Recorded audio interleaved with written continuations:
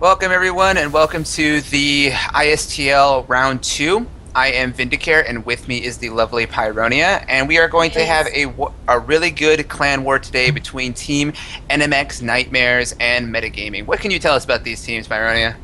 Well, NMX was the Season 1 ISTL winner, so they are the defending champs, so I definitely think that they're going to be trying to go for a second win as well. They are a really strong team. They've got a ton of grandmasters. They just recently got a sponsor, so they're moving up in the world of semi-pro gaming. And then Metagaming is actually interesting. So they used to be mechanical gamers, and then their leader left, so they made a new clan called Metagaming, where they sort of rallied together. And they've got a really neat sort of mentality. They've been hitting the team leagues really hard, so they've been having a lot of success in the Zeke team series.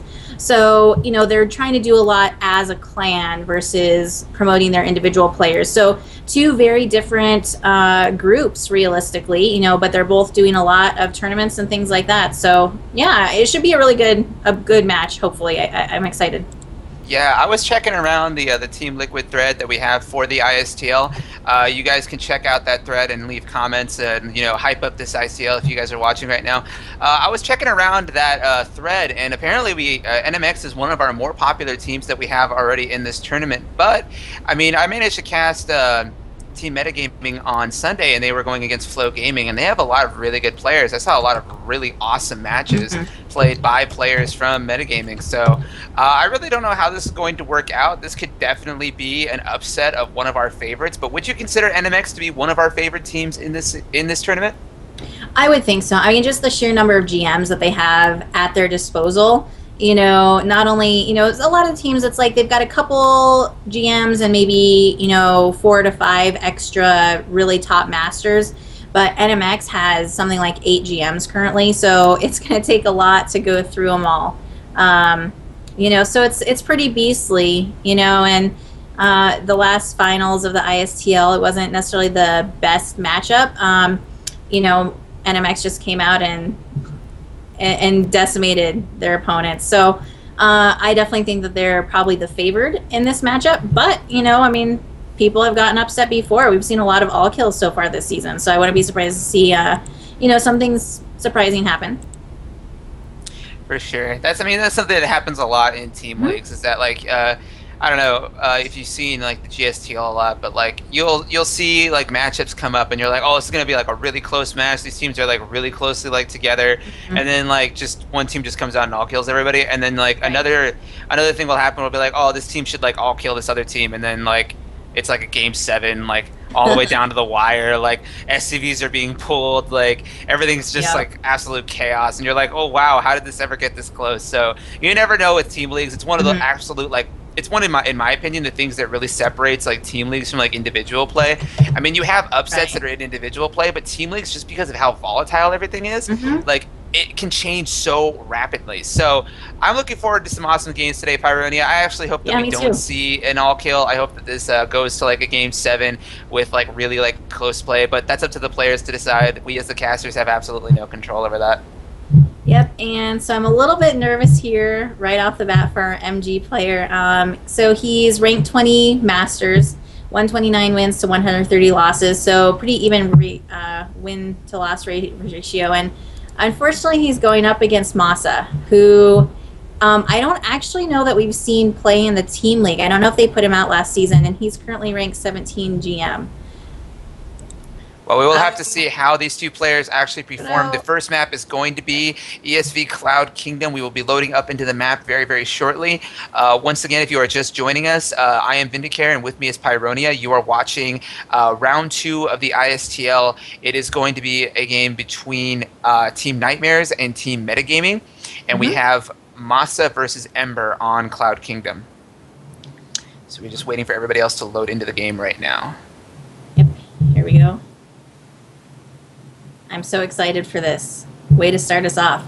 All right, so spawning down here in the bottom left-hand corner, we have our red Protoss player, Ember, who is from Team Metagaming, formerly Mechanics Gamers, and he's going up against Masa from Team Nightmares, better known as NMX, and the current Season 1 champs. So they are the reigning champions. They're going to see if they can go for a second win of the ISTL, but we have more players and more teams this season. We've upped the prize pool a lot, so this is a lot of real money on the line. It's $180 for first place.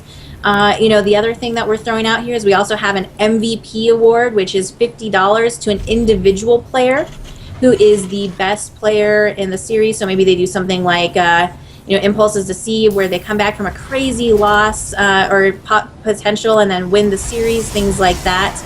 And that's me from the Legends of Elveron, so really awesome there. So lots of real money on the line. It's really exciting to see this type of notoriety and everything. Yeah, it's really cool to see the amount of success that we've already been able to achieve with the ISTL going from Season 1 to Season 2. We have a lot of really awesome sponsors, guys, so we'll be giving them shout-outs as the games goes on. But one thing I wanted to point out real quick is that this is going to be a Terran versus Protoss on the map Cloud Kingdom. Cloud Kingdom, as you all know, was just revealed to have that really nasty 70% win rate for Protoss on the ladder. So Emperor does have that working in his favor, but he is going up against a very scary GM from Team Nightmares in the very first round. And do you think that he might feel a little nervous knowing just how scary of a Team Nightmares actually is? Yeah, I can't see how you wouldn't feel nervous. Maybe if he doesn't know Moss's reputation, I didn't happen to look at his profile. We can only hope for his sake. I actually hope that he's not playing nervous Pyronia. Like, one of the things is, like, even if you're going up against a player who's, like, higher ranked than you or just, like, statistically better than you, like, one of the things you always need, especially if you're going to be up in this matchup specifically, is confidence. You need to be, like, confident in your ability to control your troops, confident in your timings. If you hesitate too much, well, I mean, gamers learn this at a young age. If you hesitate too much, you just get killed. So I'm hoping that Ember isn't too flustered by the fact that he's going up against such a high-rated player. Yeah, I hope so too.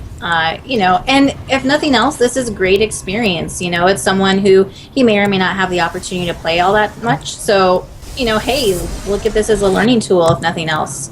And looks like as far as the game actually goes itself, we do have a command center here. So gasless expand, nothing too exciting there. I think this is what we've seen quite a few matchups, or, you know, quite a few times this particular matchup on this map. Yeah, we do have that low ground command center first, or command center for the gases expand build coming from Masa. But for Ember, we do have 2 gases already down with no nexus in sight. So it looks like Ember is actually going to be planning something a little aggressive, and there it is. It is going to be a Twilight Council. But unfortunately for Ember, we do have that SCV already in the base, already in his base for Masa. He has kind of tugged it away over there in the corner. So Masa could definitely use it in just a little while to scout that Twilight Council. And because Ember is actually banking so much gas, I'm going to go out on a limb and say that this is going to be a Dark Templar rush. Yeah, I would agree with that. You know, especially based on the timing when he took his gas. There it goes. Oh, there it goes. So the SCV is scouting in the base. He does see that Twilight Council. Is Ember actually going to cancel that Twilight Council, or is he going to go for something different? You can use the Twilight Council for something other than a Dark Templar build. Obviously, he can go for Blink, he can go for Charge, but no, he's going to stick with that Dark Shrine. So he is going to be going for that Dark Shrine. We already have an Engineering Bay going down for Masa, so he's very well aware of the fact that Dark Templar are a definite possibility. So I don't actually think that Ember's Rush is going to do all that much damage, but he can, of course, use it to gain a lot of map control, because Terran's going to have a very difficult time moving out on the map without that Raven. Yeah, definitely. And looks like, you know, Ember might be planning for that. So, you know, he knows that it was scouted. He went ahead and did it anyways. And, you know, I mean, Dark Templars are still just great units. They're really high DPS, especially against unupgraded Marines. So, you know, he can just use those for some map control, like you said, and just sort of expand off of that. DT expand is a pretty solid way to go. So it might not have been like, maybe he was thinking he'd go for a quick kill, but, you know, Masa read it correctly. So I think it's a good idea for him not to try and do that. The one thing about it, though, is that, like, even though Masa did scout the fact that Ember was going for that Dark Templar build, Ember definitely knows that Masa's already going to be ready for this. So he's not going to be taken by surprise. He's not the kind of player who's just going to, like, make Dark Templar and be like, oh, you already have a turret up, well, I guess I'm screwed. No, Ember definitely has a follow-up plan for this at some point. He might use, like, he might go for, like, an early Archon build or something like that. Like, I saw that in Protoss vs. Protoss not very long ago. Yeah, so it looks like Masa is opting to go for heavy Marauders, which is nice. You know, a lot of times you just see mass Marines, so this is fun. And we do have some DTs poking around here at the front. However, there's a turret there in the way, so they're not going to be terribly effective, but... Yeah, it looks like Ember is actually trying to get these Dark Templar to go around the turret and get into the main base somehow, but the building placement for Masa is actually very, very good, and those Marauders are actually still in range of that turret. That turret can actually see all over that natural expansion, so these Dark Templar don't really have very much space to maneuver. So at this point, Ember is actually doing what I was afraid that he was, like, not going to do. He actually is, like, relying very heavily on this Dark Templar build doing damage, even though Masa clearly scouted it at the beginning. So I'm worried about Ember at this point. He is going for a Templar Archives to follow this up, and he is researching Charge, but the gas and the income for Masa is just so much better, and he is, of course, ahead in his tech. He already has Stim. He is getting down that starport, so he's going to be able to transition into medevacs pretty soon, and I think he's in a pretty good spot right now. Yeah, you know, he already has +1 attack, too, so, you know, he's in a very good position. You know, I'm definitely a little bit nervous for Ember, because at home, you know, he's doing this a lot of production building, and he really only has the 1 sentry. And here's the other thing, too. Masa, through a series of really well-placed scans and that turret, was able to kill all 3 Dark Templars. So that is a very heavy investment, both minerals and gas-wise, for Ember. That is 375 gas that he cannot use for his tech. Even though he is going for that Storm build right now, it is going to be a lot later than it would have been had he just gone straight for it. So he doesn't have very many units in his base right now to stop this 3 Marauder stim push. There are no units in Ember's base to hold this back. Those gateways are just now getting powered up. He is getting some zealots out. Those zealots do have charge, but he's going to lose that nexus. So Ember is in some trouble right now. Moss's is getting further and further ahead of him. We do have a few High Templar that are being warped in just right now, so they are going to be able to use, be able to become an Archon. He does not have energy for Storm yet. Storm isn't even completed yet, and these Marines and Marauders are doing a ton of damage to Ember's base. We have a Dark Templar that got worked in, but Scan is going to pick it off, and I don't know. This looks like a very early exit for Ember. All of those warp gates are being unpowered. Really, really good timing by Masa in our first game of this clan war. Yeah, I mean, he read the situation 100% correctly. You know, I wouldn't have expected him to misread it. I'm a little bit surprised that Ember went for something, you know, maybe I think he must have just felt that he was so outclassed that he had to go for something risky like that, and, you know, rather than playing a straight up macro game. So that was a little unfortunate. I think that he didn't necessarily put his best foot forward, and he probably underestimated himself, and I think that was unfortunate. You know, and also part of the mentality here in the clan war, you know, even if you're going up against someone who you don't think you can win, you want to try and fatigue them as much as you can. The longer you can draw this out and the longer you can keep Masa having to play, the more chances your team has of overcoming him if he's just physically exhausted. So I'm surprised that he went for something so quick. I mean, that was an 11-minute game, so it didn't fatigue him at all. Yeah, I totally agree with that. Like, if you are trying to wear down one of the better players on your opposing team, you really want to drag it out as long as you can. And Protoss are one of those races where if they want to drag out a game, man, they can definitely drag out a game like anytime they want. So I am a little. I am questioning Ember's decision to go for that heavy Dark Templar investment. It's not so much that he went for the Dark Templar shrine after he had it scouted. That's not really what I'm so concerned about so much as his willingness to have them out on the map aggressively, even though he knew his opponent already had turrets up. Yeah, you know, I mean, I think he could have just used them for map control and gone away from that and gone into more of econing and getting his tech up. But you know, he chose to go completely the opposite. He got his expansion up and then started getting tons of production facilities. And so when that attack came, he had a sentry at his base and then 3 zealots off on a proxy pylon. Yeah. You know, I mean, that's just too late in the game for that. Especially, too, since he knew that the army was moving out on the map. It's not like he didn't know that that attack was coming. Those Marines and Marauders picked off those Dark Templar in the middle. He knew exactly what his opponent had. So it's so confusing to me that that attack did so much damage when Ember really had all the information he really needed to know that that was coming and to know what the strength of it was. But even then, I mean, he was pretty behind in economy. That opening going for that Dark Templar play and getting it shut down so easily really puts you behind economically to your Terran opponent going for that very early gasless expanse. So just overall, a very well played game by Masa. He really outplayed his opponent there. And now I'm a little worried for metagaming. Nightmares is not one of those teams that you want to be down 1-0 in such a dominating fashion against. Yeah. This isn't their only GM, folks. Like we said earlier, they have plenty of GMs and plenty of players that are capable of knocking out players from metagaming. So I'm wondering if metagaming is going to be able to take the next game and who they are going to send out. I don't know. I think that's a really good question. I think it's a tough situation, you know. They don't have as strong of a lineup, and Moss is just the first of NMX's many GMs, so it's a little bit of a tough position. But let's take this moment of, you know, a little bit to give a shout out to all of our sponsors. So I'm going to link our MVP sponsors, who is the Legends of Elveron. So if you guys are interested in doing some sort of more text-based MMO style play, then you guys need to hit this site up. It's a lot of fun, it sounds like. Really interesting. So if you like the fantasy type genre, definitely a good route to go. Let's see, who else should we give kudos and props to?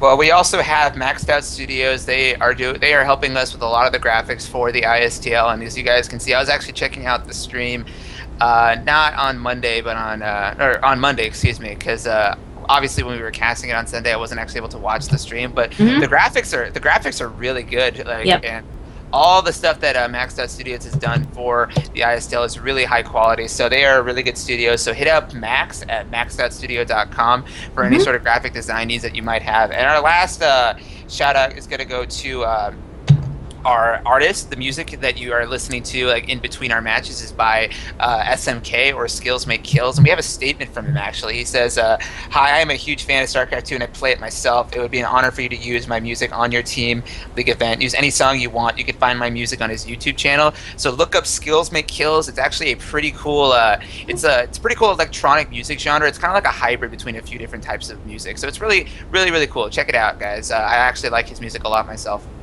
Yeah, and then as far as other things you need to do, you need to be a sweetheart for us and go to the top left-hand side of the screen right here and click follow on the stream. If you like what we do here at the ISTL, make sure, oh wait, other way, this way. You need to go and click follow. That way, whenever we go live, you know exactly when we are and what we're doing.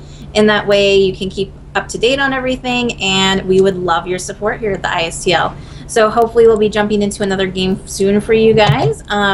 If there's any questions you have about the players too, feel free to hit us up in chat. We'll do our best to answer questions and interact with you guys as well. I do poke my head in and chat quite a bit, so definitely, you know, feel free to interact with us. We always love active fans as well. For sure. So while we're waiting for our next player from Team Metagaming, I think we're going to go to a quick commercial break. So stick with us, guys. We'll be back in just a little bit with more action from the Indie StarCraft Team League. Once again, I am Vindicare, and with me is Pyronia. We will be back in just a little while with more Team League action. This is the ISTL.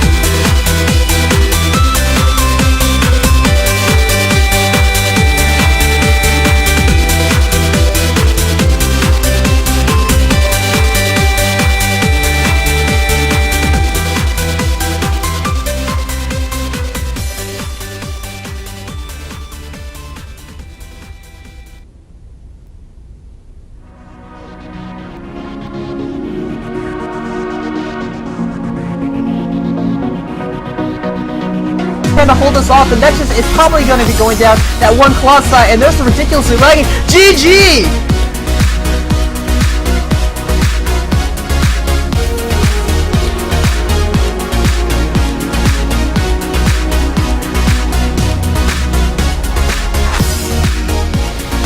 Nice. Down to the big one. And those Vikings are going to focus down. All those Colossi are probably going to go down. No, he doesn't even have a link yet.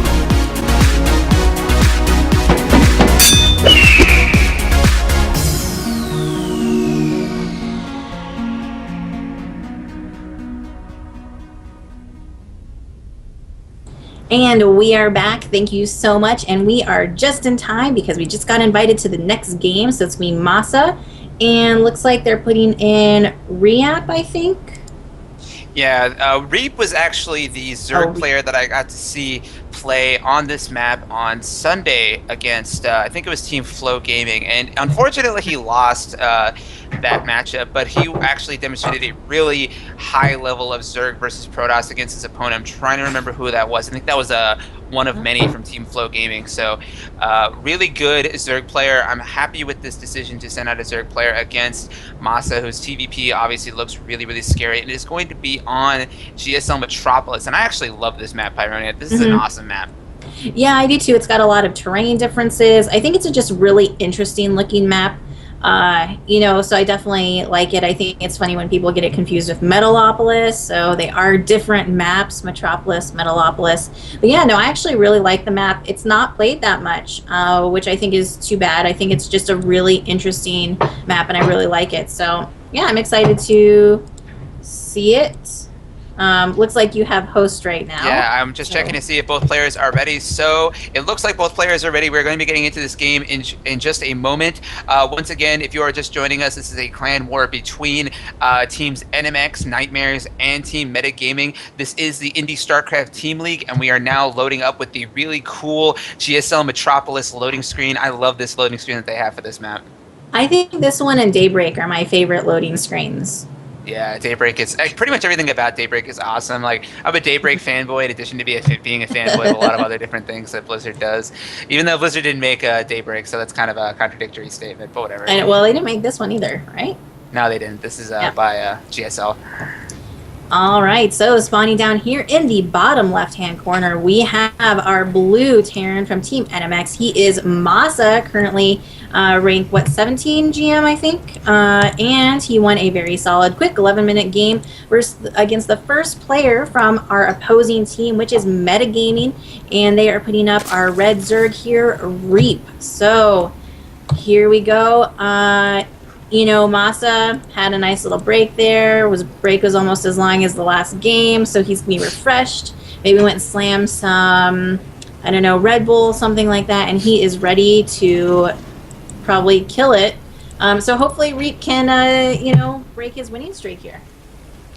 Yep, this is obviously going to be a Terran versus Zerg, so it's not the same matchup that Masa played in the previous game, and I really do like this map for Zerg in this particular matchup. Yeah, There's a lot of bases for them to take, and in these cross spots, this map is actually enormous. There's a lot of different terrain features, a lot of like areas to catch Terran armies off guard. The one thing about it, though, is that the bases are relatively spread out. It's not as easy to defend against draw play as a map like Tal'Darim Altar or Entombed Valleys. So if Masa has really good draw play, he can clearly overcome the map's sheer size, which in general tends to favor Zerg in the matchup a little bit. And it actually looks like we are going to have a really early command center from Masa. This is so greedy.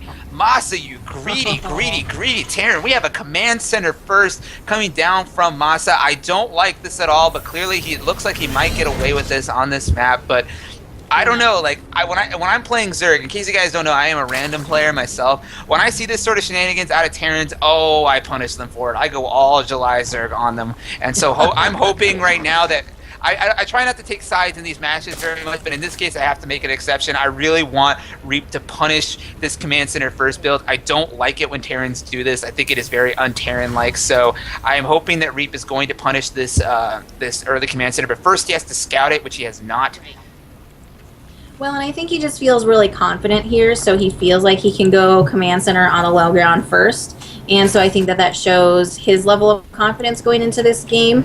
And, you know, I would hope that, you know, Reap could do something about that. But yeah, he's not sending any sort of scouting information, so he's just sort of focusing on getting his own expansion up, which I think is unfortunate.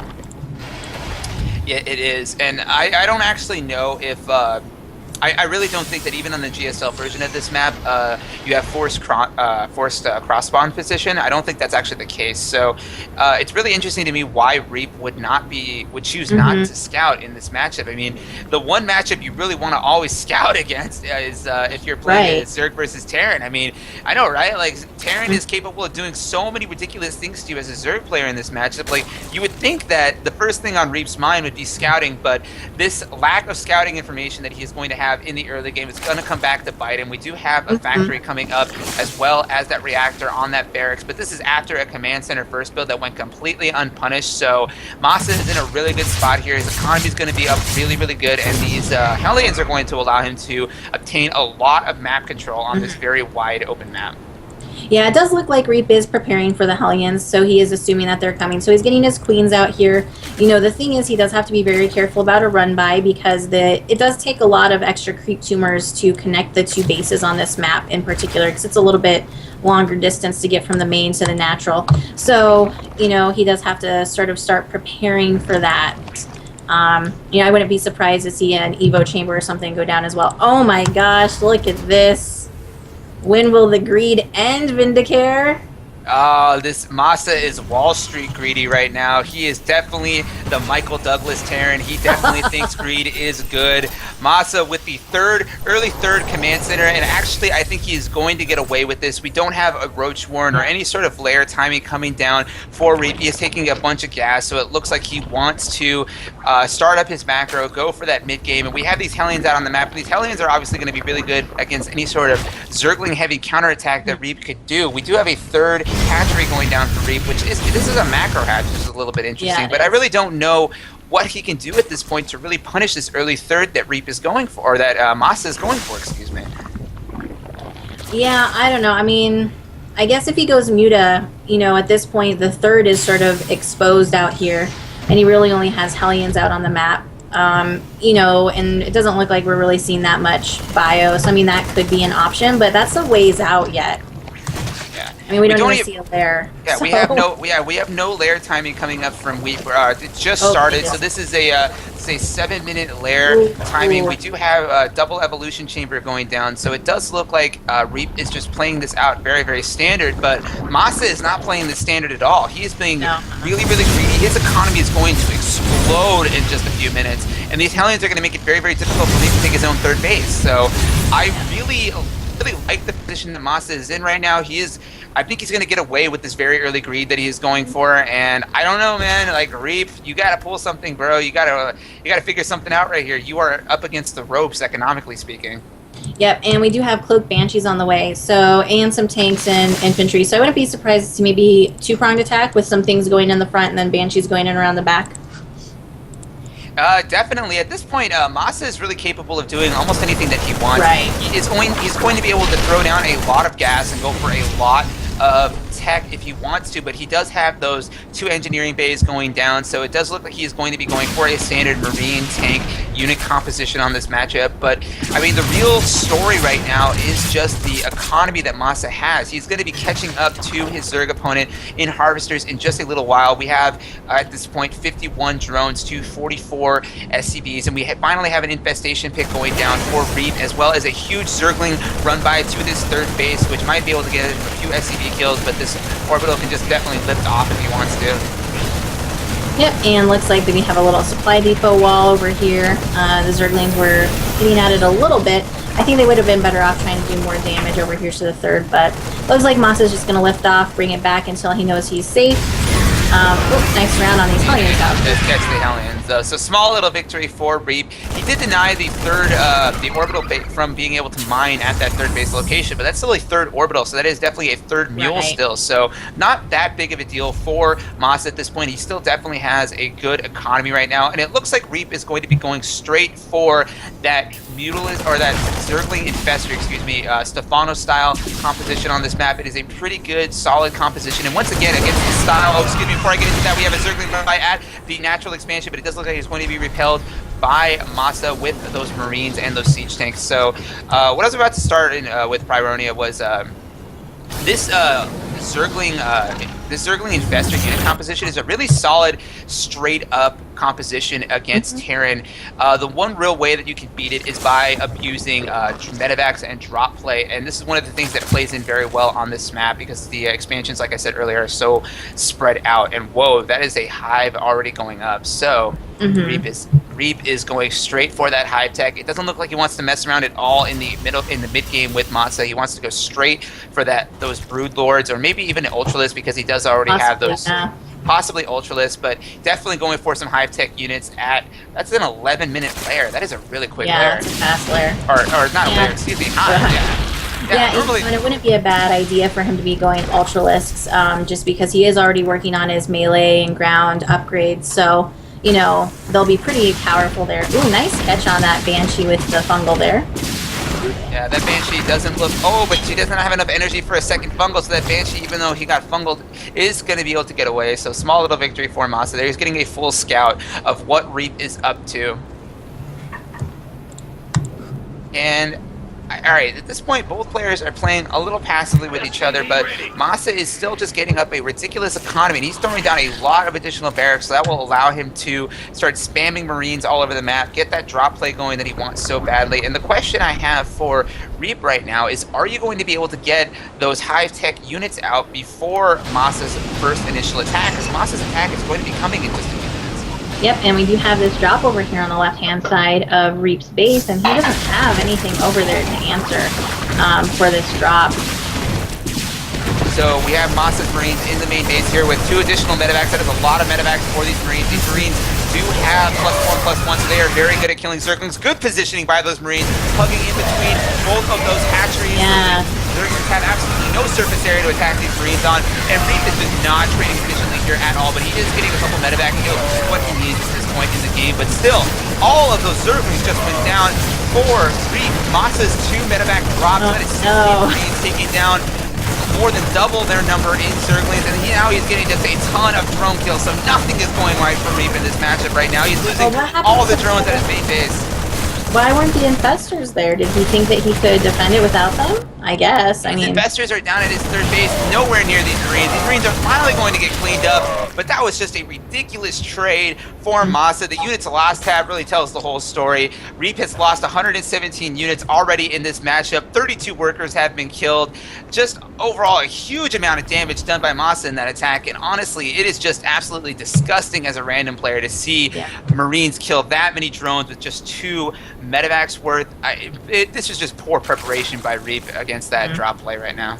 Yep, and we do have a significant force coming across the map here for Masa. Lots of Marines, 1-1, 2-2 is about 75% done. Tanks, things like that. We do have an Ultralisk Cavern that just finished, so we've got our first 3 Ultralisks on the way, but I don't know that they're going to be there fast enough.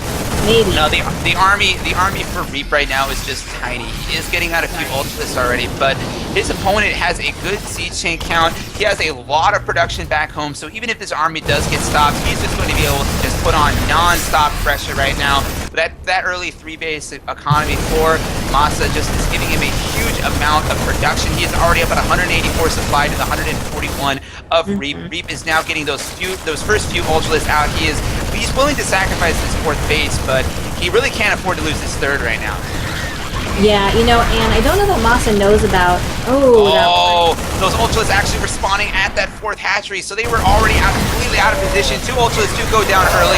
A handful of Marines do get picked off, but he lost that 3rd hatchery, lost 2 Ultralisks already, as well as an Overlord somewhere in the mix. So the supply advantage for Masa is actually huge, and here comes the 2nd wave of reinforcements. I don't know if Reap can actually stop this army. That is just a really scary, high supply Terran army that already has +2/+2 and Marauders in the mix.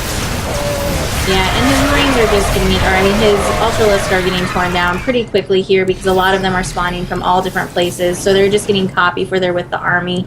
I feel like he needed more fungals as well. I think he stopped building infestors a little too soon.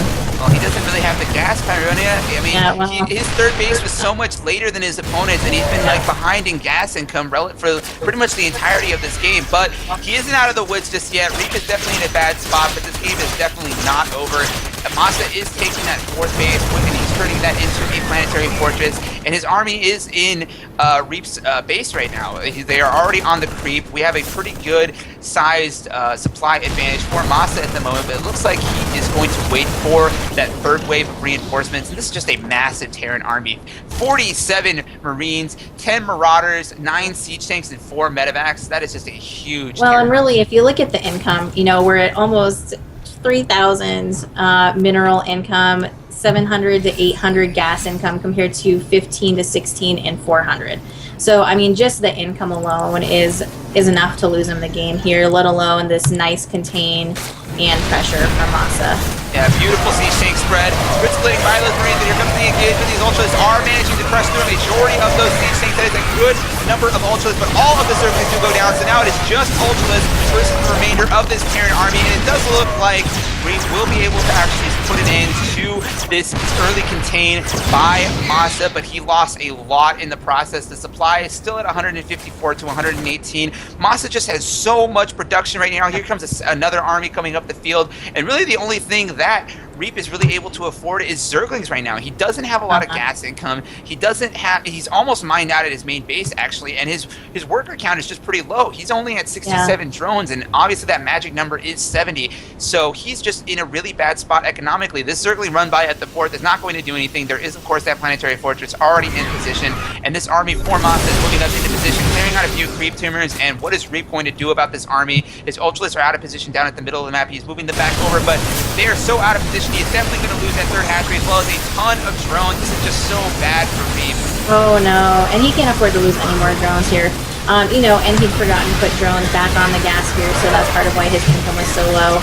And these, you know, Ultralists here pretty much dying before they can even get in and take any shots practically. These Ultralists are going to go down. I think when these Ultralists go down, it's going to force a GG out of Reap.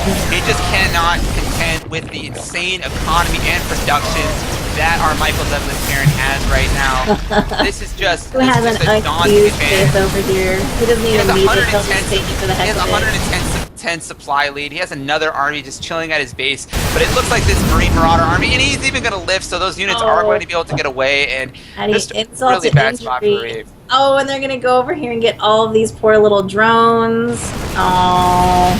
Oh, maybe not. Good positioning behind the mineral line for those Marines and Marauders. They're going to take down a ton of Zerglings in the process. And the funny thing here is, I think Masa hasn't ever found this extra base of Reaps, but he hasn't been utilizing it at all. He hasn't been getting drones. And then we have our first couple battle cruisers, you know, and Ling Ultra, so actually it's been doing pretty decently well here, but it's not going to do well against battle cruisers. I think at this point Masa just feels so comfortably ahead of his opponent that he's just like, oh, I'm just going to make them battle cruisers. Yeah, I mean, you might as well at this point, you know, make battle cruisers, get some, like, Ravens with seeker missiles, you know, why not? I mean, he has absolute control of the market right now. Masa is just absolutely dominant right now at this point in the game. Reap's economy is absolutely in shambles. He has 88 supply and 48 workers. He is mined out of his natural and his bane, and he has 4 medevacs coming into his main base right now, filled with Marines and Marauders. That is 3-3 bio, ladies and gentlemen. 3-3 bio is capable of leveling the base faster than a dozen bulldozers. There is just really not much that Reap can do against this drop. There are only 2 Ultralists in his army. Those Ultralists are not going to be enough on their own to take care of this drop by Masa. And we have another army with battle cruisers mixed in, moving across the right-hand side of the map.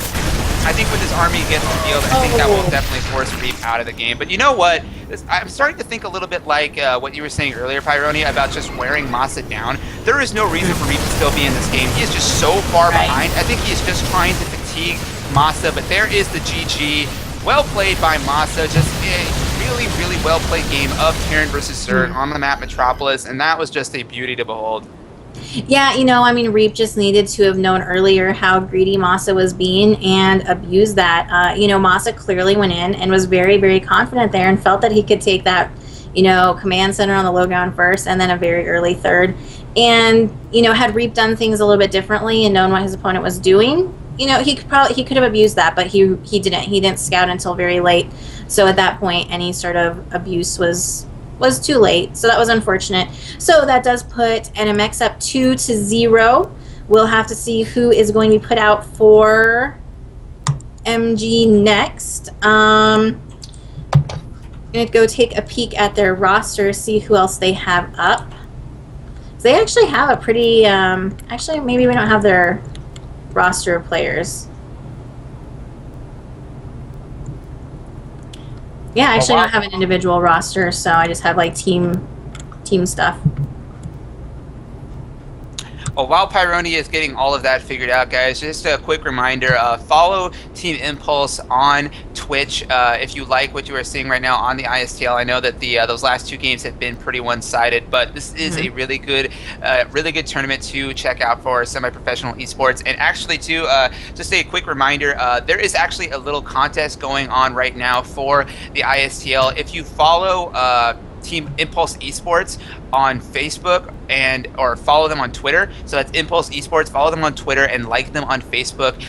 They will be giving an hour of free coaching by the Team Impulse players to at least one person from each list. So if you would like to be a part of that, or if you would like to have a chance to get an hour of free coaching by a Grandmaster player, please like them on Facebook and follow them on Twitter. And what do you have for us, Pyronia? Do you have their rosters? What do you think they are going to be sending out next against Masa? Well, it looks like we've already seen Ember play. So they put out Ember last time. They also put out, let's see here. They also put out Reap as well. So it looks like Dirty Zenith is also on their roster, so that's a possibility. Looks like that's another Zerg, though, so that could be maybe not a great idea. They actually closed with Dirty Zenith when they played against Flow Gaming, and their roster is actually starting to look strikingly similar to the one that they fielded against Team Flow Gaming. I wonder if they just have a set rotation that they use, like the same. Yeah, I don't know. I'm looking at their. I think it's against. Is this Ascension? SCA. Yeah, that's StarCraft Ascension. Yeah, so that's what I'm looking at, and yeah, it looks like Ember. Oh, were they against the StarCraft Ascension? Yeah, I'm sorry. Like, they played against StarCraft Ascension. When was that? Was that on Monday or is that on Sunday? I don't know. I'm not sure. I didn't watch it, so. I may have totally goofed that. I think that when I was talking about Flow Gaming that they were up against, I think I was actually talking about StarCraft Ascension. So, oh yeah, looks like it was on Sunday.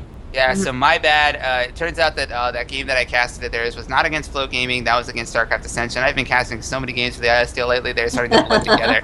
I'm starting to understand a little bit about like what Tasteless and Artosis always say when they're saying that like their casting games always blend together. You guys casting a lot. Yeah, it's definitely tough. So also I'd like to take the opportunity to give a big shout out to our wonderful admins today. They are Joker and Marine from Team Impulse. We couldn't do this out without you guys. We love you, and much love to Quaffle, who also admins for us. See, big shout out to Buddha, who's one of our other casters here at the ISTL. He put together a bunch of awesome, amazing things on the team. So I have all of these details about what these players have done and how they've opened in the past. So really, really great information. So much appreciation to Marine, Joker, Quaffle, and Buddha. Yeah, we definitely cannot forget about Buddha. That guy is such a character. On all of them, I swear. Yeah. Well, while we have the moment real quick, I just want to remind everybody that casting for you today for this round is Vindicare and Pyronia. If you like my casting or if you have feedback on how I can get better, please let me know. Follow me on Twitter. I am at KT Vindicare. I also have my own solo stream on Twitch with that same ID, as well as a channel on YouTube. So if you like my casting or if you have feedback for me, let me know. I am available all over the internet. And how can they find you, Pyronia? You guys can Google me. Basically anything that's Pyronia and StarCraft related is me as well. So I'm on Twitter, I'm on Twitch. Sometime I'll probably get a YouTube up. I have one, I just haven't. And actually, Pyronia YouTube was taken. I don't know who it is. I've had this handle for like, I don't know, 12 years now. So go figure. But yeah, so I do a lot of casting here for the ISTL.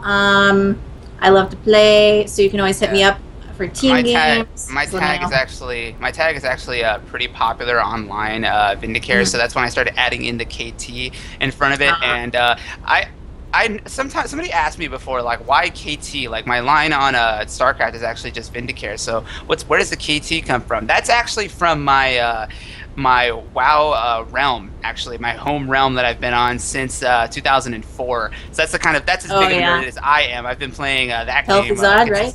Yeah, consistently since 2004. I am an old school Kel'Thuzadder, so shout out to any of my old school Kel'Thuzad friends that are watching this stream right now. You guys are awesome. It is the most amazing realm ever, even though now it's just absolutely just crowded with people. I was on Doomhammer since day one, so. Doomhammer is another good realm. Like, at this point, I have mad respect for anybody who played on any of the original launch realms. If your realm has a nickname for how often it was down back in the day, well, then you know you're an old school Downhammer. Yeah, pretty much. Downhammer, Illa down, Magthera down. If your realm has a nickname for how often it was down, then you know that you played WoW back in the day. It's one of those things like since we have a little bit of free time, I just want to rant about something for a minute here. Do you play Diablo 3 at all, Pyronia? I have been playing. I've actually been playing since beta. I was casting a bunch of Diablo 3, and then I've been playing. Okay. Oh, well, you have like all those like Air 37 jokes that are on the internet right now. Like all this like, mad like hate towards like Diablo 3 because of all the technical difficulties that they've been going through. And the one thing that always bugs me is they're like, "Oh, this is the first game I've ever played that's done this." And I'm like, "No, man. Like, if you ever played World of Warcraft when it first came out, that had the worst technical difficulties, realm maintenance constantly. It was the worst, like, game I've ever played when I first started in terms of, like, constant downtime, constant maintenance, like, constant lag, server crashes, like, all sorts of, like, ridiculous things. But most WoW players just completely forgot about that. They, like, shoved that into, like, a dark corner of, like, their memories. I know, right? So I'm just I'm just thinking about it, and it's like, it's like, oh, this will just pass. Like Diablo 3 is having some like maintenance problems right now, but it'll pass. It's a good game. Well, that's what everyone's like. Oh, I'm gonna take launch day off and things like that. And I was just sitting here thinking, like, why? The servers don't do that. Up, right? Don't do that. The servers are never up on launch day. They are never up on patch day. Just don't ever expect that. Like. Tuesdays are just like, do something else on Tuesday, okay? Like, there's maintenance on WoW, there's maintenance on StarCraft. You're a Blizzard fan for long enough, like you play their games for long enough. You just learn to orchestrate your schedule around like when they're gonna have maintenance. So yeah. Little pro tip from a longtime Blizzard fan. I have been playing Blizzard games since Warcraft 2 Tides of Darkness. So that's how big of a nerd I am and how long I've been playing Blizzard games. So I've been playing since Diablo 1. Oh, Diablo 1. That's also a pretty old school game. Did you ever dupe your gold? Did you ever dupe your items? Did you ever figure out how to do that? I started playing at a very young age, and it was sort of when girls didn't play computer games, and so I never actually played like on the internet. And I think I don't even, I think I killed, I know I killed Diablo, but I think I didn't even realize that there was like a game after you killed him once. Because I was like, well, I never got to max level, and I think it didn't even dawn on me that there was a max level. So I was sort of naive, but I did kill Diablo in Diablo 1. So yeah, I've got so many stories about how much of a noob I was to a lot of different games when I first started playing them. But that's a story for another time. I actually am going to start a new segment on my YouTube channel. Just give me like a quick shout out.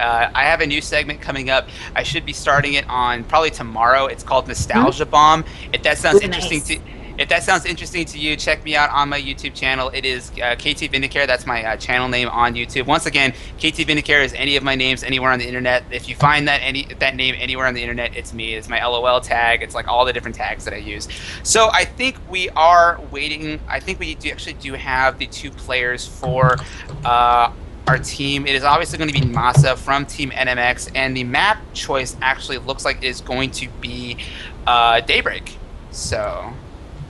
Yep, and looks like GSL Daybreak is in our pool. So our map pool is GSL Daybreak, Cloud Kingdom is our starter, GSL Tal'Darim Altar, GSL Calm Before the Storm. A really unique map. Not a lot of people play it, so it sort of throws people off. It's always one of those sort of redhead stepchild of maps.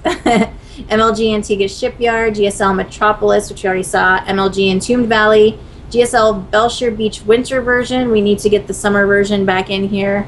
It's summer. And MLG Shakura's Plateau. So I don't know, Tal'Darim, or not Tal'Darim, but Belshire Beach Summer Edition, it just puts me to sleep because it looks so relaxing to actually just hang out on that map. you just need a hammock. We'll just cast with our Wi-Fi and our hammocks are amazing.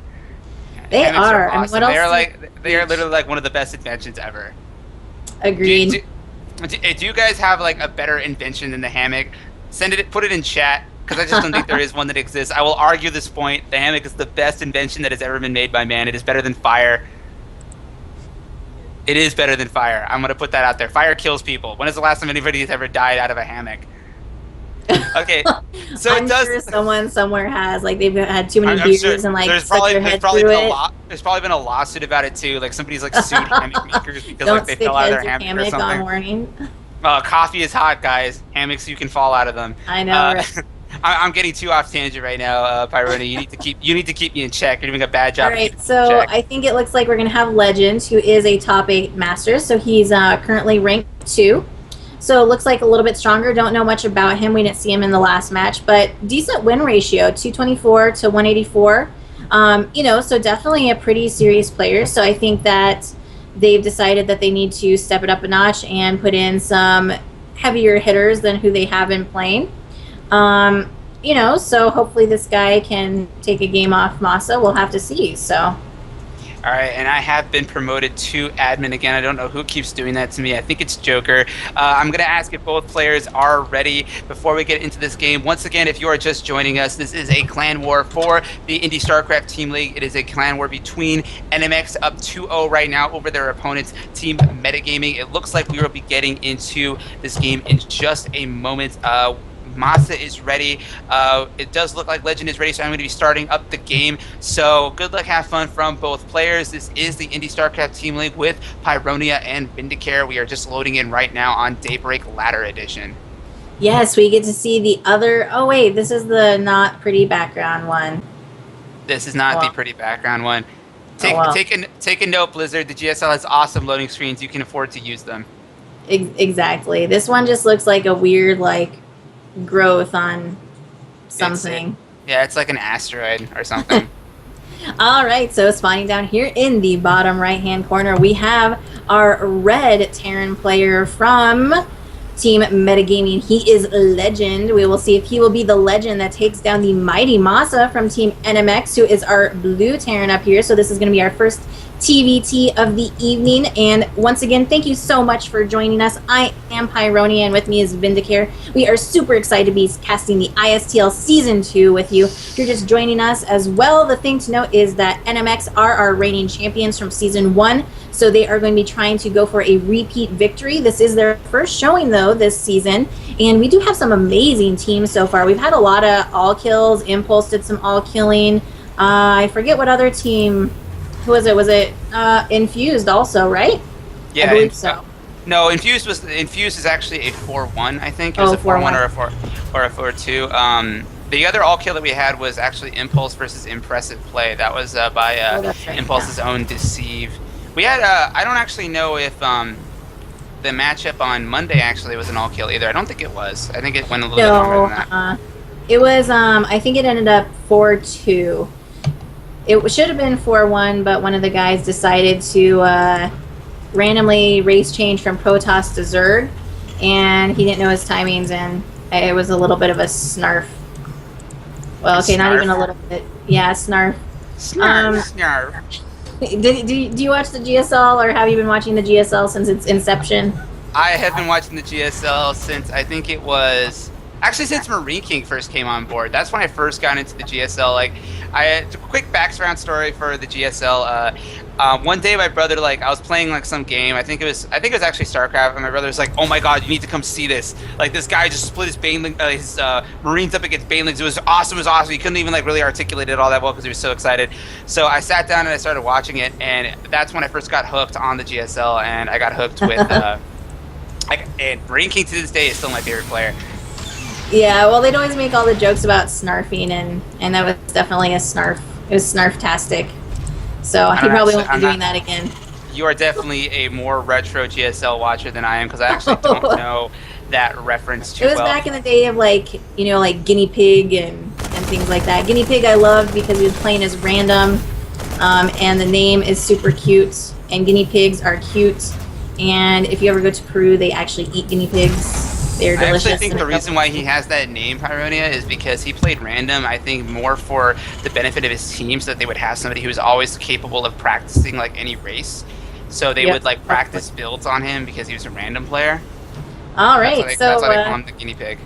we do have some things to talk about, though, in the game. We have a factory going right onto this tech lab. Oh, nope. So he's doing actually this build that we saw last Wednesday where you get the tech lab actually on the barracks, and then you lift off the barracks so that as soon as you can build your starport, it can go right onto the tech lab so you don't waste any time lifting it off. So he's doing that. He's going to be getting out some pretty fast Banshees, most likely. And instead we have a fast expansion for Legend here.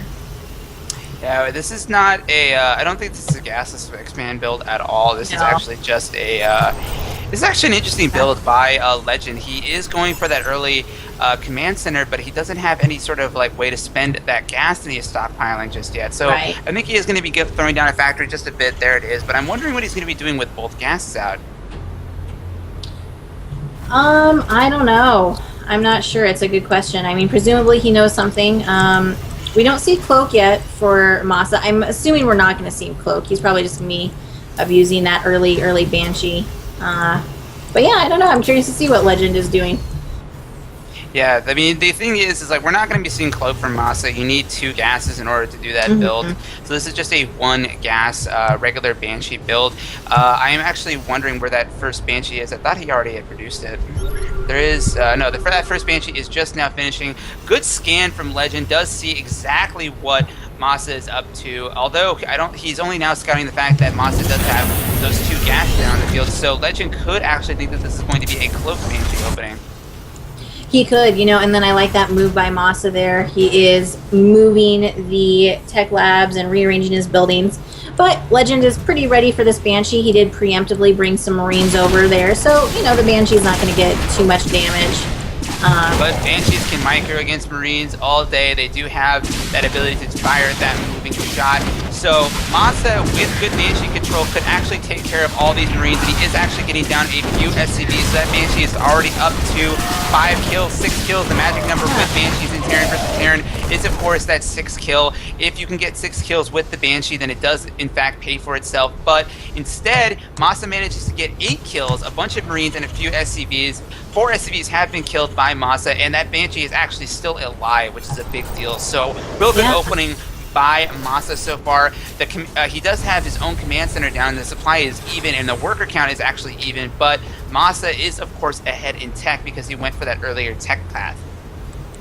All right, and the Banshee does go down there with the 8 kills. So yeah, it definitely paid for itself. And, now we have a swap into just more standard M&M play. So we're going to be seeing more Marines. We're getting Stim on the way.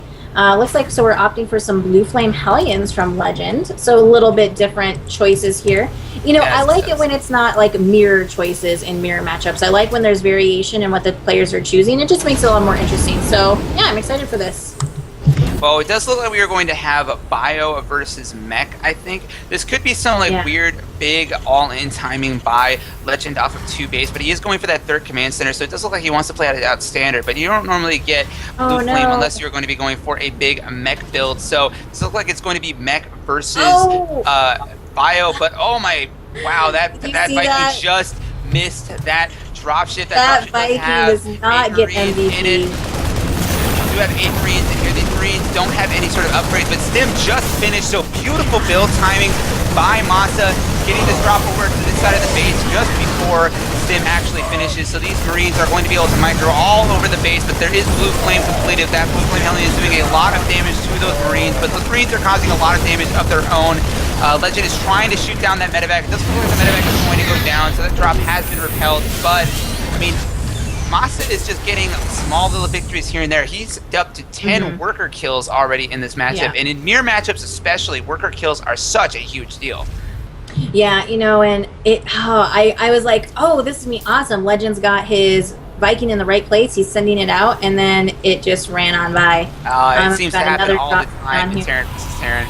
Here we go. Second group of medevacs is going to be dropping. These Marines are being dropped right on top of the defenses, though, so I don't know how much damage it's actually going to do. Good use of the auto turret, actually, just adding that extra bit of DPS to deny as many of those Marines as possible, deny as much damage, and both medevacs are, in fact, taken down. So good hold by Legend right now, but still, another SCV did go down, so Masa is picking away slightly at his opponent's economy with every single SCV kill that he gets. Yep, and looks like we're seeing more tech divergence here. So we do have a few Banshees coming out for Legend, and he is getting cloaked for them. So that's going to be a little bit frustrating. We don't have Ravens on the field for Masa, so he's going to have to be saving his scans. With 3 command centers, that shouldn't be a problem. So I'm not too worried about it, but yeah, it does look like Masa is going to be transitioning into siege tank builds. Also, I like this. He isn't going for pure bio. He's mixing in Marauders with siege tanks, so he is combining mobility with pure stopping power. And from Legend, it does look like he is going for a predominantly mech-heavy army. All right, and here comes the Banshee of Legend. All right, so up in the main of Masa, so already 2 kills, and he does have. There it is. That's totally missing Banshee. We do have a close Banshee already in Masa's base. We do have an attack down here at the main base of Legend, and they have already been able to breach the bunker defenses of Legend. So both players are taking a lot of damage by the other's attacks. This cloak Banshee, however, does look like it's going to be the difference maker down here at the natural expansion of Legend, but still a lot of SCVs are going down for both players. This cloak Banshee is doing a ton of damage, but a turret is being built at that natural expansion. So it does look like Masa will be able to shut down this Banshee from doing any more additional damage, and finally the army from Masa is going to be taken down by Legend, but both players took a considerable amount of damage there, but it does look like Legend took a lot more. 22 SCVs remaining for Legend, as well as 50 for Masa, so Masa is still ahead in this game right now, especially considering that he has that 3rd command center already in place. Well, and I feel like Legend's micro is falling behind a little bit, so he had this cloak Banshee that was down at his natural here, and it just stopped attacking the Marines that were down there, and so the Marines just continued to get more SCVs. He was focusing on the Banshee up at Masa's main versus protecting himself, and if he would have just had it on auto attack, it would have been fine. And I feel that if he would have just had that first Viking on auto attack, or a move, it would have been a lot better, but he's just, move commanding it for some reason, and paying the price. Now we do have a Hellion run by here at Masa's 3rd base that was denied. I don't think they really got much in the way of I think they got kills. an SCV. I think they may have gotten 1 SCV and 1 SCV for... It wasn't so much a run by as a run in and get killed, but... It was a run in. It was a run into Marauders. And sort of like a drive-in, but no movies or popcorn. Yeah, that does sound somewhat relatable. We do have Legend trying to get his economy back into play. Obviously, as the mech player, your economy is so absolutely vital because you are using so many high gas and high tech units. But Masa is just getting further and further ahead with his economy right now, and he's just starting to be able to match. He's able to, at this point, match the siege tank production of his opponent, and that is a horrible thing as a mech player when your biomech player's opponent is able to actually match your siege tank count. Oh, this is another small victory for Masa. These Marauders and Marines are going to deny those pure Hellions from actually being able to move down to that side of the map. They are, of course, denying that 3rd command center attempt by Legends. So still just a lot of really good positional play by Masa right now in this game. Yep, and looks like Legend is going to push out and try to take his 3rd here. Siege tanks aren't quite ready. Good point defense drone. Nice. Good point defense drone. That point defense drone really made the difference in that fight. Only Hellions are really taken down. Legend didn't lose any of his siege tanks, which is absolutely vital at this point. You can't afford to replace siege tanks, so good use of the point defense drone, soaking up those Marauder shells. But still, at this point, after Masa lost that initial army, he is going for that 4th base attempt of his own, and he has a pretty considerable army of his own. So Legend really isn't able to actually attack right now. He is in complete defensive mode. Well, I'm just so worried. I mean, if you look at the income, it's like 700 gas, 2100, 2000 mineral, to 900 and 450. So Masa just has such a commanding lead economically that I don't know how Legend can can really get himself back into the game. I mean, maybe if he turtles, but a lot of times with mech, you really have to make sure that you have just this critical mass of units before you move out. If you move out with only 75% of the units, you're not going to win. You need to have your full mass of units, and he's just so far off that I don't think he's going to be able to get there before Masa comes for him. Well, that is the one thing about Mech, Pyronia. Mech has that capacity that if you can somehow manage to reach that 200 supply count. Before I get into that, we have another engagement coming down here. Use the point defense, so the point defense is doing a lot for Legend in minimizing the amount of damage those Marauders are actually able to do. And the fact that he has the air superiority right now will allow his C-Chain to move into position, but still, a lot of economic damage is being done to Legend right now. Those Marauders are in range of that command center. He needs to lit that command center. The command center does get lifted. It is on fire, but it will be, of course, be repaired. Those Marauders are moving in, trying to snipe an additional siege tank, but that point defense drone is just doing so well for Legend, minimizing the amount of damage that those Marauders can do. Stim Marauders are so dangerous against your siege tanks, but the use of this point defense drone is actually allowing Legend to remain as cost effective as possible, but he still has a huge supply gap to actually overcome. And we have a big drop being loaded up for Masa at his 4th base location.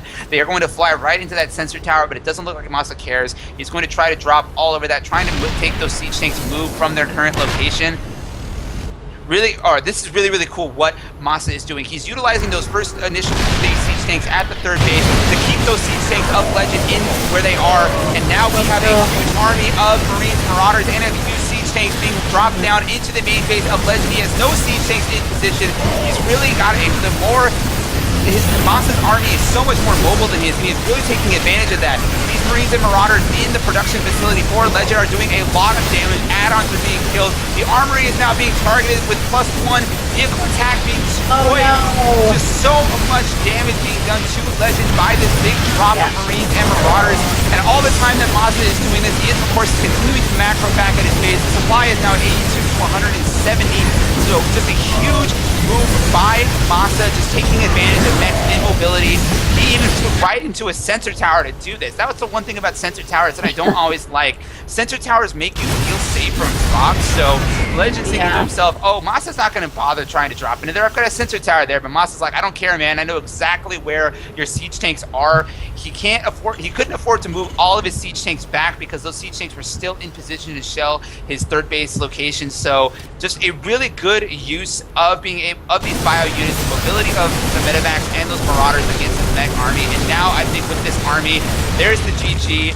Legend knew that he could not hold back that huge army from Masa. Just another dominating performance by Masa in this series. He just looks completely unstoppable right now. He does, but I just wonder, I think it goes back to that first initial drop where Legend lost so many SCVs. I think if we take a look at the resource collection rate, they were really pretty even, and then that one drop came and took out a bunch of SCVs, and if that Viking had intercepted that drop, I don't know. I think it could have played out differently because I think that Legend did have a good strategy. He had good choices. The point defense drones were really clutch, but he didn't have the income to support the mech that he needed. And it comes back to that drop and that aggressiveness by Masa with the Banshee as well. So if he would have, caught the Banshee, caught some drops, I think it could have been different. I'm starting to notice this pattern, though, by Masa. In every single game that he's played so far, it's never really, well, except for maybe the first one where that just like Stim Marauder, like Marine timing just did too much damage. But with the 2 other games that we've seen from Masa so far, it just looks like every single little engagement, every single little thing that goes on in the game goes his way. He didn't get his command center first scouted. All of his drops have done a ton of damage. I mean, it's just every single small thing that can go in a player's favor seems to go in Masa's favor. And you know what? That to me is really indicative of just a higher level player. When you are a high level player, when you are just that much better than your opponent, all those little things that can kind of go either way, if you're the better player, they're going to go your way. Yeah. And it just seems like it doesn't look like any sort of like his opponents are getting any sort of like easy small victories on him. Everything that they do, they have to work really, really hard to do.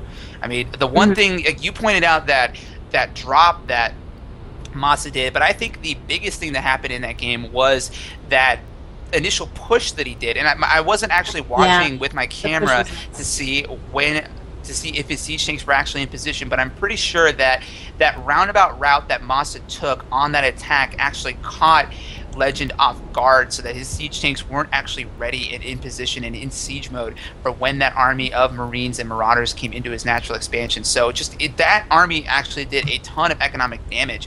And even though Legend was doing a lot of damage of his own with that Banshee, I just don't think it was comparable to how much he lost with that initial push. Yeah, well, and then also there was a little bit of, him getting lucky too, because and I think that that's where the skill level comes into play, that Masa's micro was just better, so he was able to manage the Banshee in his base while managing his attack, whereas Legend wasn't able to manage his offensive Banshee while managing his defensive Banshee, and so that caused unnecessary damage, unfortunately. So, it's a tough situation. And that does put NMX here at match point. They only have to win one more game. I think that the plan was to put Masa out and to all kill. I think that they want to come out very strong in the very first game of the series for them. And I think they might have played Masa one time last season, but they definitely didn't in the finals. They didn't in most of the matches that I casted. So I think that they're just trying to make a statement here, and it's a very strong statement. So Masa right now is just looking so strong. I mean, I'm just actually taking the moment to check his ladder ranking. He's actually a rank 19 Grandmaster with 133 wins and 59 losses, so more than a 2-to-1 win-loss ratio in Grandmaster League. That is just sexy. He's solid. Well, NMX, they have sponsors now. They're a pretty serious team, and it's really cool to be seeing them, come up through the ranks of the semi-pro type thing, like a lot of the other teams in ISTL. So that is awesome. And hopefully we will be getting into our next game soon. Maybe, hopefully.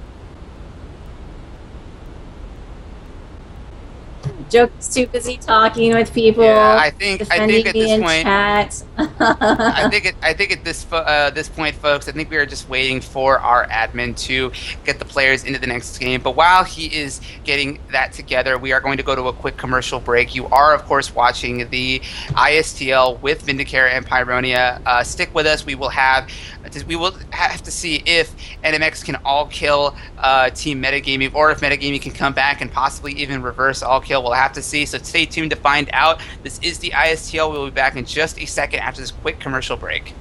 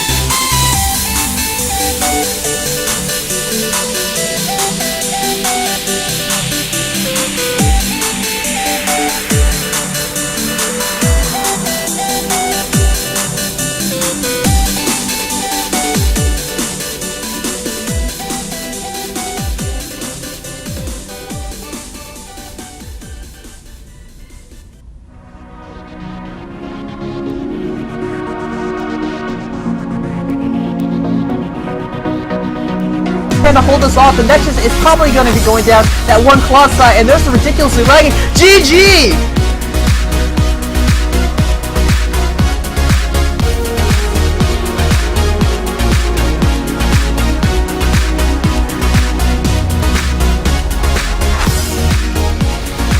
Nice. Down to the big one. And those Vikings are going to focus down. All those Colossi are probably going to go down. No, he doesn't even have Blink yet.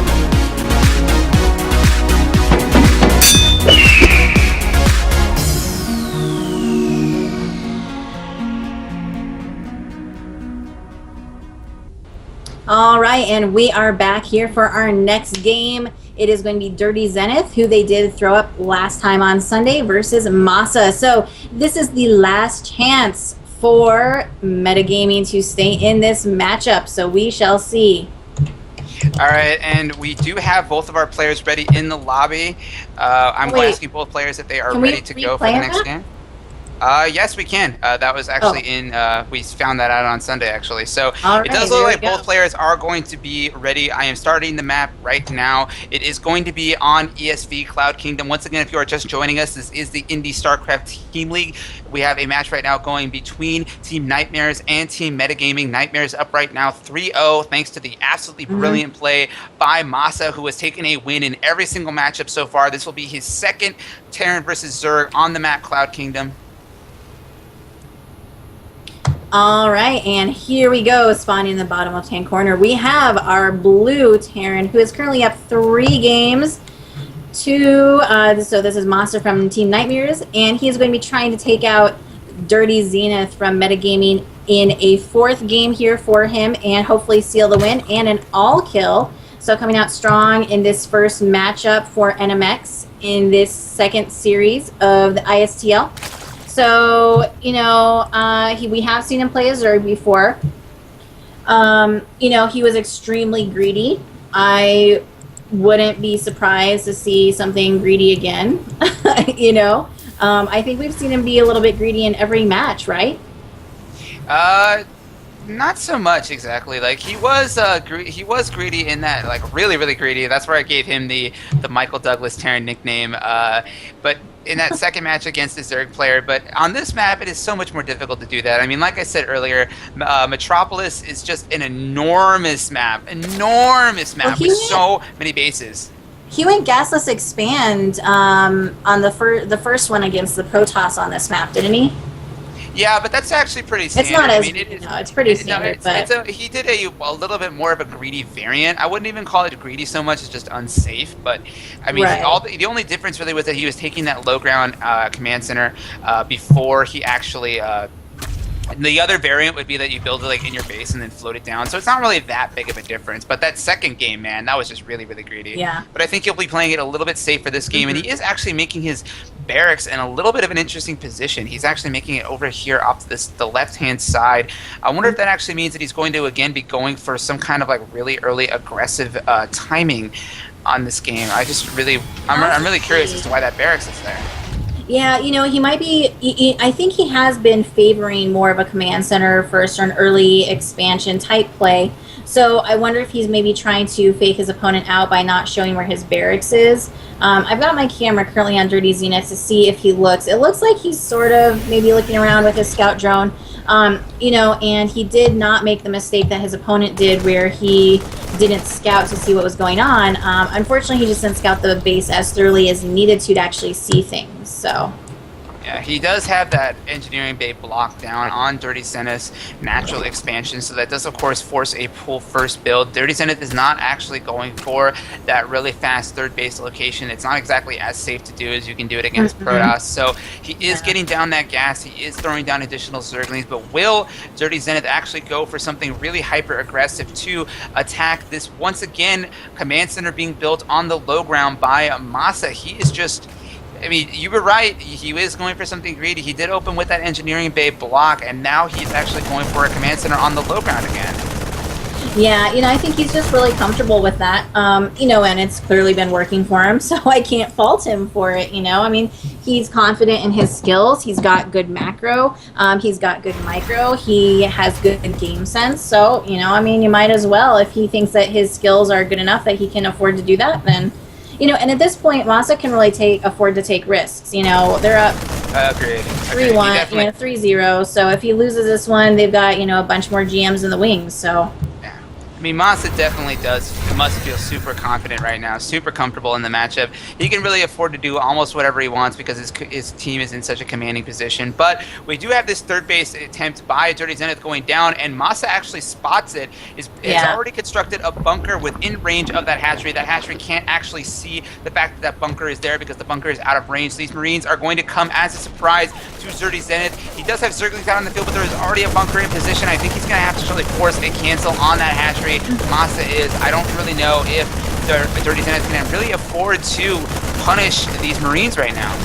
No, especially, he's got the two bunkers there. He's really solid. So, yeah, I mean, he was definitely going to be forced to cancel. 4 slowlings isn't going to do anything against a couple Marines in a bunker, so.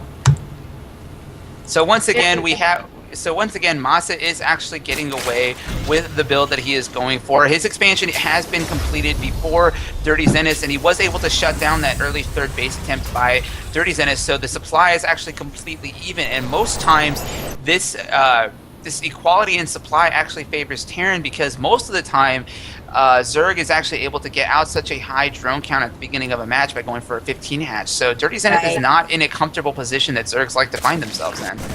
Yeah, no, they like to be up a base and have a lot of time to drone and things like that. And he's not. I like this call of the Roach Warren. I don't know that he's 100% ready for these Hellions. He does have 2 queens out here at the choke, so he does, I think sort of assume that they are on the way. I'd like to see an Evo chamber or something down there to maybe help him because there is the potential for a run by, but we'll see.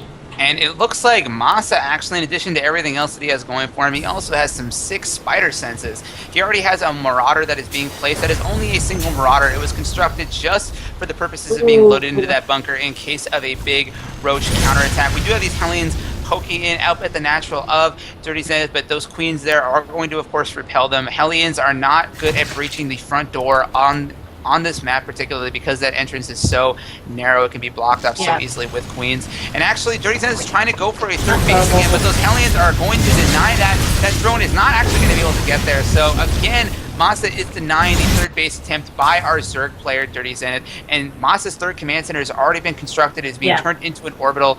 Even if he doesn't actually use it for to mine at that third base location just yet, he can definitely use it for additional mule income. Yep, and it's been up for a while here. And we do have cloaked banshees on the way as well. And we don't even have any sort of Evo chamber. We do have 3 queens on the field, but they're a little bit spread out. So this banshee could definitely do a lot of damage. We do have a little bit of a counterattack here with the roaches and some lings. But we do have a decent amount of defense over here for Masa. So they're going to get shut down very quickly. I'm surprised you showed that banshee there, actually. I mean, at this point, Masa is not actually playing like any sort of secret build right now. He's just using He's just using the Banshees and the Hellions for map control. At this point, like, the Banshees are able to actually kill creep tumors, deny like really early expansion attempts, scout. It's only a single Banshee. He is actually making a second one, but the investment in Banshees is actually not that high right now. He's throwing down a ton of additional barracks. It looks like he's actually gearing up for a timing attack by the looks of things. He doesn't have any medevacs out on the field though, which I think is a little interesting. He is going to take down that one queen, and, now he is going to town on this mineral line here over at the expansion. Probably be able to take down a second queen. He might be able to take him down. There are no spore crawlers in position. He has no lair, so he can't really make an oversteer. These two Banshees, if they manage to kill any more queens, are going to be able to have the ability to do a ton of additional damage to this base. A queen does go down. That spore crawler does finish finally. It is going to repel those Banshees back out to the natural, but those Banshees are going to be in a position where they can put some damage on that hatchery. There they go. But instead, they're going to be moving over to that third base location, which has absolutely no defense at it. Yeah, so the 3 Banshees, 2 of those being cloaked, that was definitely nice. These bases are really far apart.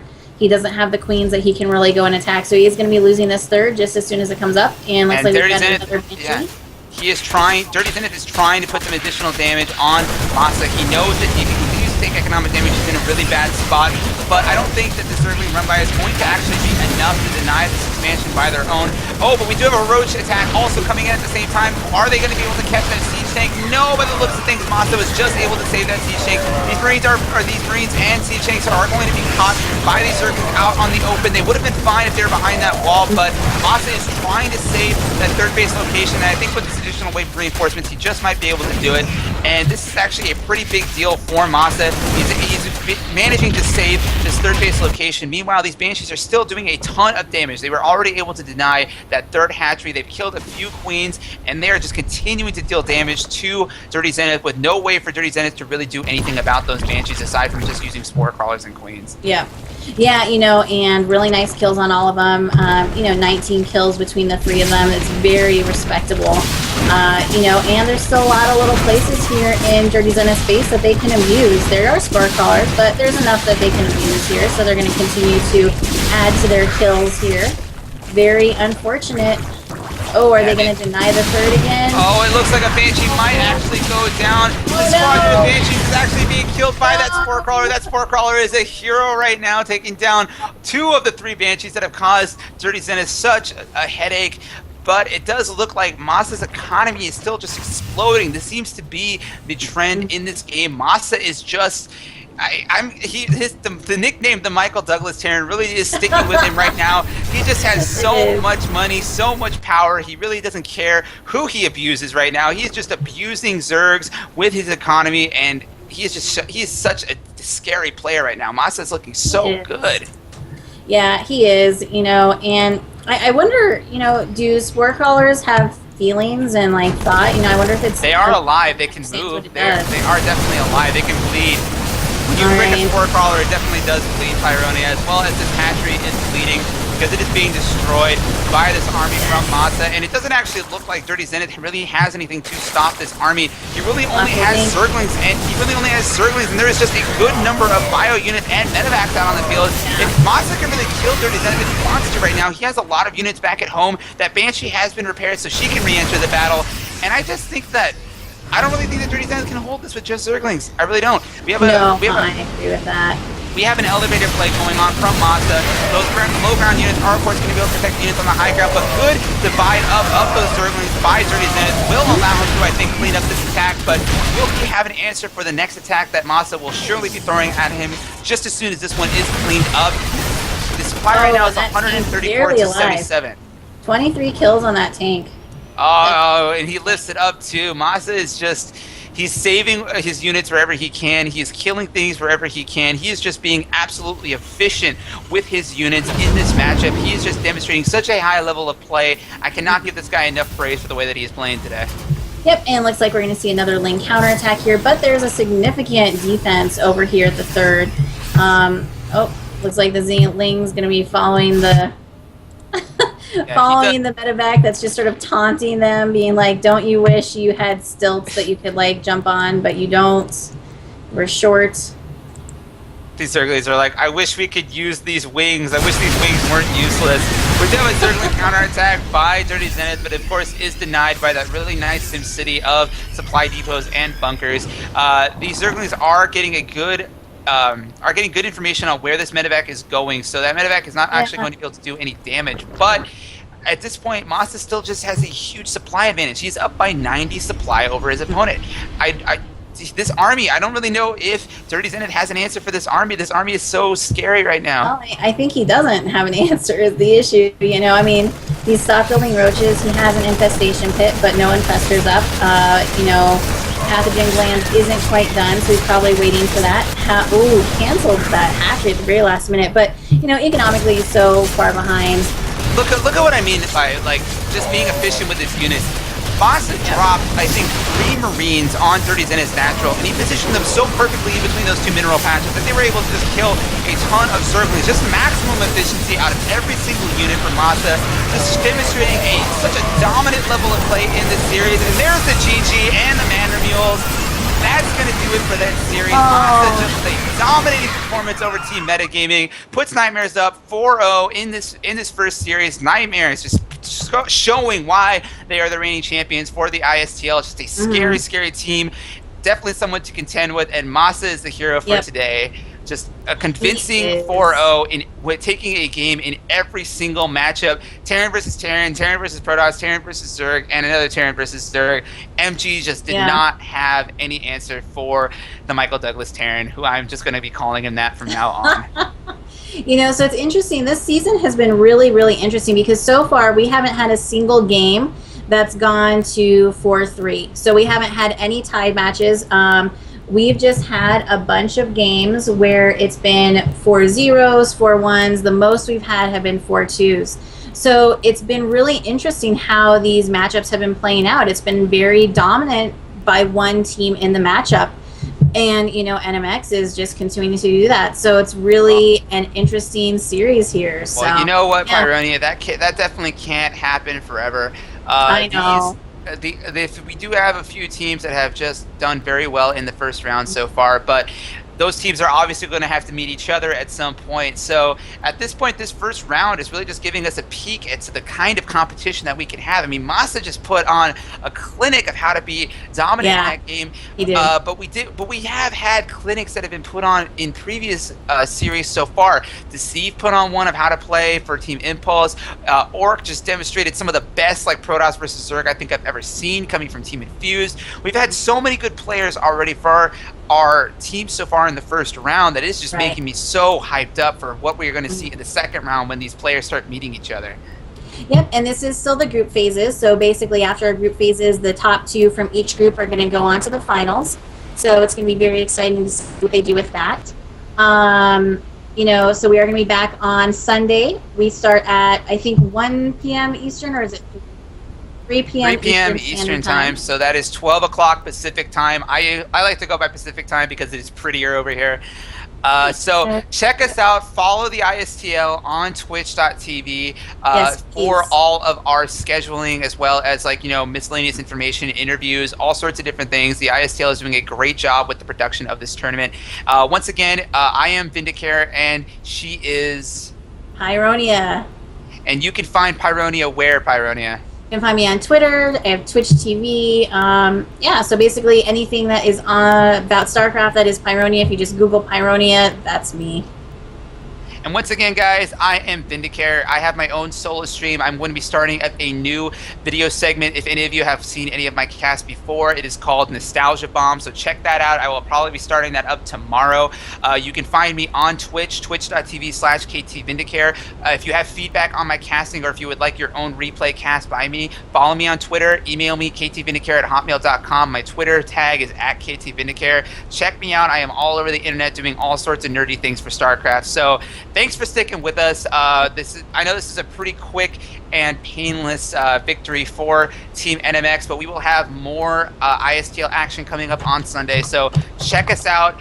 Bump our thread on Team Liquid. Bump our thread on Reddit.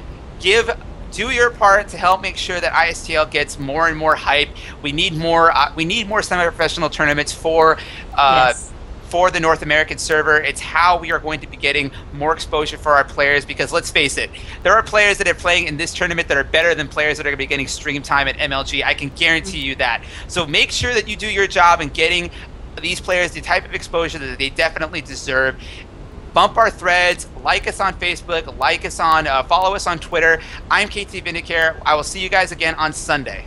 Yep, and keep in mind also there's a lot of money on the line, $180 for the first place team. And if you do follow us on Twitter and Facebook, you will be entered into a contest to win some free coaching from some of the pros over at Impulse Esports. So definitely sign up for those. We'll be doing those giveaways during the finals. So I am Pyronia. Thank you so much for watching us, and we will check you out this weekend and next week.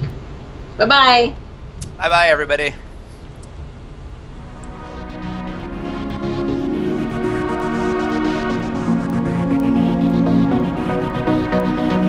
To hold us off. The Nexus is probably going to be going down that one Colossi, and there's some ridiculously lagging. GG!